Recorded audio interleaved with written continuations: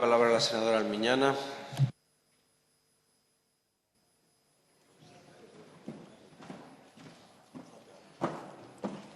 Gracias, presidente. Buenos días, señorías. Me gustaría empezar con las frases de un libro.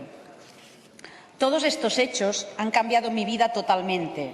Primero no lo aceptaba, pensé que aquello no iba conmigo, no me podía pasar a mí. Tenía 35 años, una familia que me necesitaba y muchas cosas por hacer. Este párrafo que les acabo de leer podría identificarse con cualquier enfermedad. Pero si ahora leo, yo llevaba años con la enfermedad y no había conocido a nadie con ella. Lo había buscado alguna vez en Internet y el Google no me contestaba. Me sentía rara, muy, muy rara.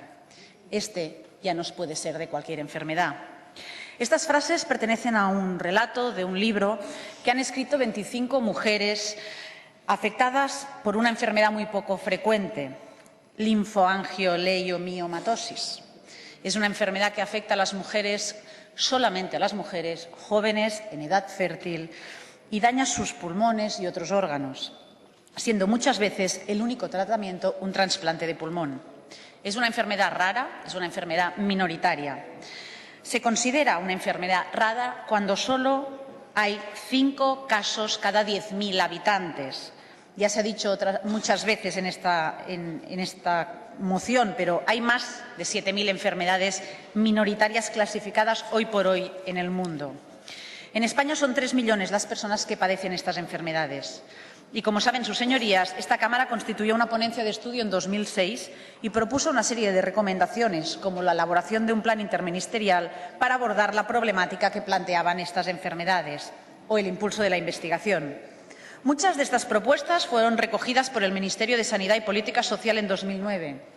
Se aprobó la Estrategia de Enfermedades Raras del Sistema Nacional de Salud en el Consejo Interterritorial y se elaboró un plan integral para los recursos destinados a la investigación. El Parlament de Cataluña, como muy bien ha dicho la senadora Cuñat, aprobó una resolución en la que se acordó abordar desde la Administración las principales necesidades de los afectados de enfermedades raras, de sus familias y de los facultativos implicados, con el fin de dar respuesta sobre la base y las medidas de las líneas de actuación. Por ejemplo, establecer una red de centros de referencia con servicios y unidades de expertos que pueden garantizar el acceso, sobre todo, al diagnóstico. Desarrollar programas formativos para los profesionales. Fomentar la formación y la información de estos enfermos. Potenciar la coordinación. Velar por la integración escolar de los niños, porque, como ustedes saben, un 80% de ellas son genéticas y afectan principalmente a los niños. Y financiar el tratamiento con fármacos huérfanos, indicados en patologías de prevalencia muy baja. El 2013 fue el año declarado de las enfermedades minoritarias en España. También coincidió con que se publicó una estrategia europea que el Gobierno del señor Rajoy hizo propia. Lo que pasa es que no hemos visto los resultados. Y también fue en el febrero del año pasado que el Grupo del Partido Popular votó en contra de una moción presentada en la Comisión de Sanidad por mi grupo sobre las enfermedades minoritarias. Y votó en contra porque básicamente se pedían medidas concretas. Y hoy ustedes nos vuelven a presentar una moción vacía de contenidos y pretenden que votemos a favor. No hace falta que les recuerde que han recortado en investigación biomédica, ni en sanidad, ni que volvamos a hablar del copago. Y no me digan que estos enfermos tienen todos la invalidez o el grado de discapacidad y por eso sus medicinas son gratis, porque no es verdad. Desgraciadamente, senadora Elorriaga, conozco a más de una y a más de 2 mujeres trasplantadas de pulmón que les han dado el alta médica. Y eso quiere decir que ahora, cuando van a buscar sus medicinas al hospital, tendrán que pagar 4 euros si sigue adelante su plan.